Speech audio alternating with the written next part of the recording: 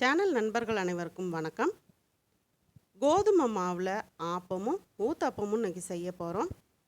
இந்த கோதுமை மாவில் அதுவும் 10 நிமிஷத்தில் நமக்கு ஆப்பம் ஊற்றுற மாதிரி தான் ரெடி பண்ண போகிறோம். நம்ம 8 மணி நேரம் மாவு ஆப்ப மாவு புளிக்க வைக்கிற மாதிரியெல்லாம் புளிக்க வைக்க வேண்டாங்க. 1 கப் அளவுக்கு சிகப்பு அவல் எடுத்திருக்கேன். நீங்கள் வெள்ளை அவல், சிகப்பு அவல் எது வேணாலும் எடுத்துக்கலாங்க.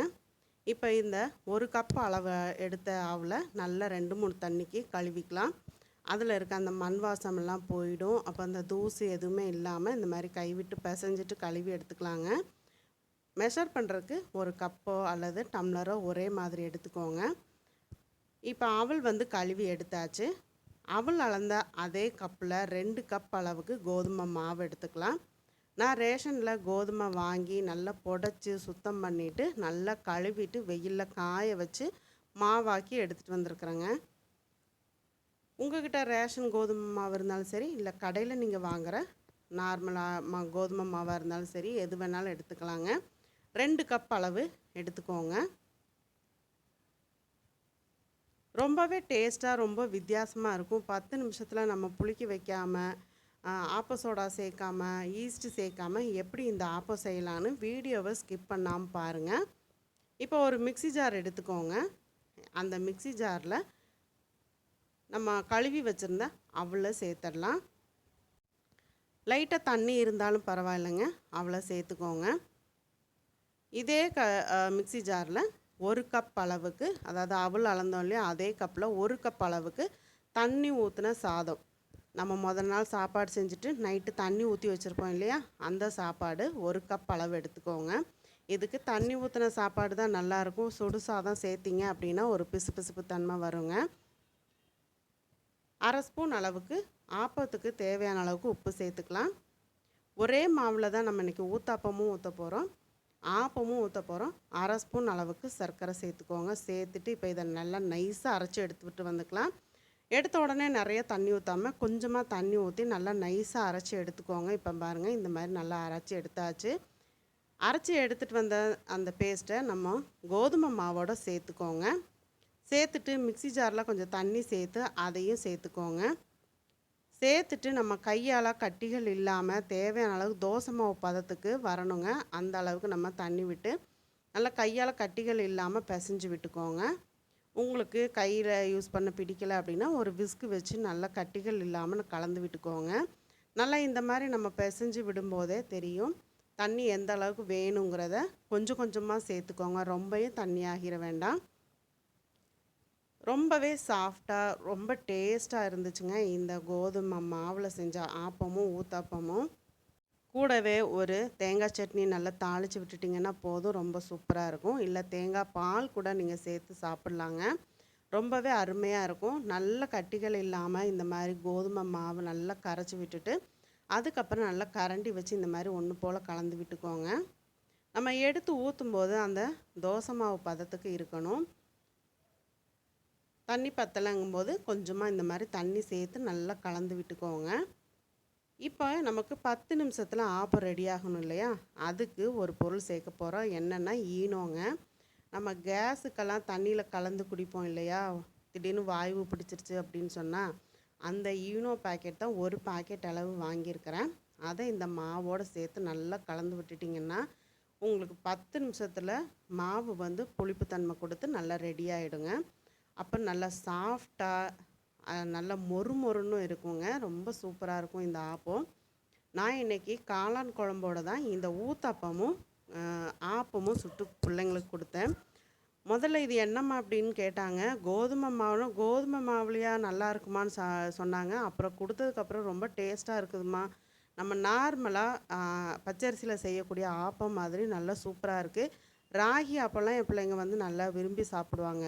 ராகி ஆப்பம் மாதிரியும் டேஸ்ட் இருக்குமா, சூப்பராக இருக்குன்னு சொல்லி சாப்பிட்டாங்கங்க. நீங்களும் கட்டாயம் ட்ரை பண்ணி பாருங்கள். முதல்ல ஊத்தப்பம் ஊற்றிடலாம். தோசைக்கல்லை அடுப்பில் வச்சுட்டு கல் சூடாகட்டும். கல் நல்லா சூடானதும் நம்ம ஒன்று போல் மாவை கலந்து விட்டுட்டு அதுக்கப்புறம் நம்ம ஊத்தப்பம் ஊற்றலாங்க.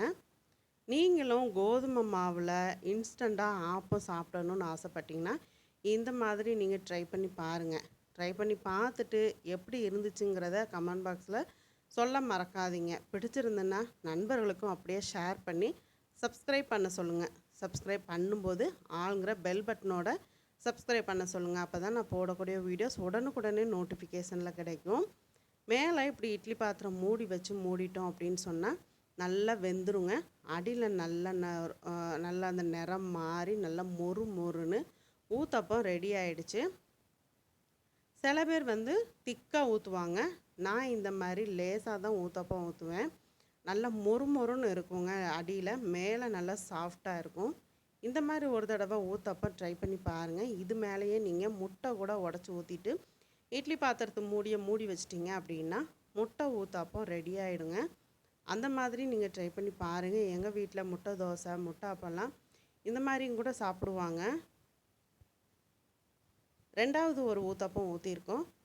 நம்ம ஊற்றின அதே மாதிரி தான் ஊற்றிட்டு நல்லா மேலாப்பில் மூடி வச்சுட்டு சூப்பராக மொறு மொறுன்னு எடுத்து சர்வ் பண்ண வேண்டியதான். தேங்காய் சட்னியை நல்லா கொஞ்சம் சுள்ளுன்னு அரைச்சிட்டு வச்சு கொடுத்துட்டிங்க அப்படின்னா 2 இல்ல 4 ஊத்தப்பம் கூட சாப்பிடுவாங்க. அந்த அளவுக்கு டேஸ்டான கோதுமை மாவில் ஊத்தப்பம் ரெடி ஆகிடுச்சு. அடுத்து இதே மாவை வச்சு நம்ம ஆப்ப சட்டியில் ஊற்றி காமிக்கிற பாருங்கள். நான் யூஸ் பண்ணுறது இரும்பு ஆப்ப சட்டி. அதனால எப்போவுமே அந்த சட்டி வந்து சூடானதும் ஒரு முட்டையை இந்த மாதிரி உடச்சி ஊற்றிடுவேங்க. ஆப்பத்துக்கு எப்படி ஆப்பம் ஊற்றிட்டு மூடி வைக்கிறேனோ அதே மாதிரி மூடி போட்டு மூடி வச்சுடுவேன். ஜஸ்ட்டு ஒரு 2 நிமிஷம் கழிச்சிட்டு இந்த மாதிரி முட்டையை திருப்பி போட்டு அதையும் நல்லா வெந்ததுக்கப்புறம் அந்த ஆப்பசட்டி ஓரங்களெல்லாம் அந்த முட்டையை வச்சு நல்லா தேய்ச்சி விட்டுட்டேன் அப்படின்னா ஆப்பம் வந்து நல்லா சுற்றி உங்களுக்கு மொறு மொறுன்னு பிஞ்சு போகாமல் வரும். ரொம்பவே டேஸ்ட்டாகவும் இருக்கும் இந்த ஆப்பம். நினச்ச உடனே இட்லி தோசை மாவு இல்லைன்னா கூட டக்குன்னு கோதுமை மாவும் அவளும் இருந்தால் போதும். உடனே நம்ம டக்குன்னு செய்ய முடியும். கடையில் பக்கத்தில் கடைகளில் ஈனோ பாக்கெட் வாங்கிட்டு வந்துட்டு இந்த மாதிரி டக்குன்னு டிஃபன் ரெடி பண்ணிடுறாங்க. ரொம்ப டேஸ்ட்டாகவும் இருக்கும், டைமும் எடுக்காது உங்களுக்கு. கோதுமை மாவில் தோசை சாப்பிட மாட்டேன்னு சொல்கிறவங்களுக்கு கூட இந்த மாதிரி ஊத்தப்பமும் ஆப்பமும் செஞ்சு கொடுத்துட்டிங்க அப்படின்னா சாப்பிட்ருவாங்க. இப்போ பார்த்தீங்கன்னா அந்த முட்டையை நல்லா ஆப்போசிட்டில் சுற்றி ஓரங்களெல்லாம் தேய்ச்சி விட்டுட்டு கோதுமை மாவு ரெடி பண்ணி வச்சுருந்தோம் இல்லையா, அதை ஊற்றி நல்லா சுற்றி விட்டாச்சு. சுற்றி விட்டு இந்த மாதிரி மூடி வச்சுட்டு நம்ம எடுத்தோம் அப்படின்னா சூப்பராக அந்த ஆப்பம் வந்து ரெடியாக வந்துருக்குங்க. ஓரங்களெல்லாம் நல்லா கிறிஸ்பியாக இருக்குது, நடுவில் நல்லா சாஃப்டாக இருக்குதுங்க.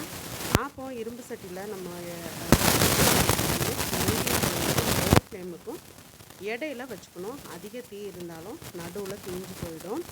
அடுத்தது ஒரு ஆப்பம் இதே மாதிரி சுட்டு எடுத்துக்கலாம். நம்ம நார்மலாக பச்சரிசி மாவில் ஆப்பம் ரெடி பண்ணும்போது நான் 2-3 ஆப்பத்துக்கு நடுவில் தான் இந்த முட்டையை வச்சு இந்த மாதிரி தேய்ச்சி விடுவேன். இது கோதுமை மாவு அப்படிங்கிறதுனால ஒவ்வொரு ஆப்பத்துக்கும் இடையிலையும் இந்த முட்டையை வச்சு நம்ம தேய்ச்சி விட்டுட்டோம் அப்படின்னு சொன்னால் ஒட்டாமல் வரும். இந்த மாதிரி நீங்களும் கோதுமை மாவு வச்சுட்டு சூப்பராக இன்ஸ்டண்ட்டாக நீங்கள் ஆப்பம் செஞ்சு பாருங்கள். செய்து பார்த்துட்டு எப்படி இருந்துச்சுன்னு கமெண்ட் பாக்ஸில் சொல்ல மறக்காதீங்க. இந்த ரெசிபி உங்களுக்கு பிடிச்சிருந்துன்னா நண்பர்களுக்கு ஷேர் பண்ணுங்கள், மறக்காமல் லைக் பண்ணுங்கள். தொடர்ந்து நம்ம சேனலுக்கு சப்போர்ட் பண்ணுங்கள். சப்போர்ட் பண்ணும்போது சப்ஸ்கிரைப் பண்ணி சப்போர்ட் பண்ணுங்கள். அதே மாதிரி சப்ஸ்கிரைப் பண்ணும்போதும் ஆளுங்கிற பெல் பட்டனோட சப்ஸ்கிரைப் பண்ணிக்கோங்க. அப்போ தான் நான் போடக்கூடிய வீடியோஸ் எல்லாம் உடனுக்குடனே நோட்டிஃபிகேஷனில் கிடைக்கும். தொடர்ந்து நான் உங்களுக்கு ஒரு இன்ட்ரெஸ்டடாக நான் உங்களுக்கு இந்த எனக்கு தெரிஞ்ச ரெசிபிக்கெல்லாம் உங்களோட பண்ணுவேன். ரொம்பவே லைட்டாக ஒரு இனிப்புத்தன்மையோட சூப்பராக இருக்குங்க. மொறு மொறுன்னு ஆப்பம். கட்டாயம் ட்ரை பண்ணி பாருங்கள். ஊத்தப்பம் பிடிச்சா ஊத்தப்பம் பண்ணுங்கள், அல்லது இந்த மாதிரி ஆப்பம் சுட்டு எடுத்து சாப்பிட்டு பாருங்கள். இந்த சுவையான இன்ஸ்டன்ட் கோதுமை மாவில் செய்த ஆப்பம் ரெடி ஆகிடுச்சு. மீண்டும் அடுத்த வீடியோவில் சந்திக்கிறேன். நன்றி, வணக்கம்.